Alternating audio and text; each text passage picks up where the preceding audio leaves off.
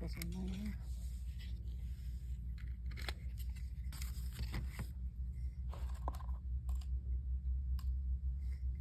Put the washer on.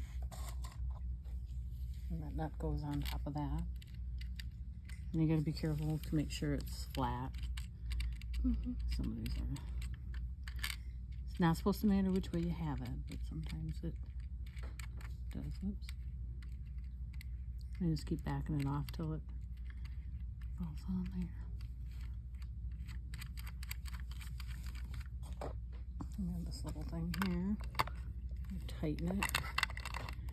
Just enough to get it tight. And then you'll have to adjust it in the back. Straight and then I hold it. Then I tighten it, but only, I don't leave on it. See, I still can move it if I have to. Then here's the hour hand, and that's the pressure fit one. So that's gotta go all the way down. So you like go like this, and it goes all the way down. And this is the minute hand. You can see how it's grooved like that. So instead of putting it there and just pushing it, as we were talking, we go the longest route, and then just hold that like that. Apparently that doesn't matter. And then this little thing goes on top.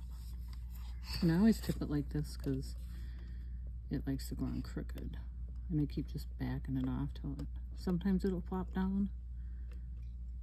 Sometimes it won't. I could flip it over.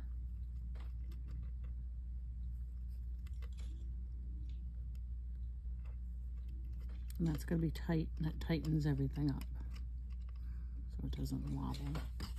Okay. Always make sure they don't hit. And this is the second hand. Make sure it's straight. See a little hole? Yep. That little hole goes in this thing here.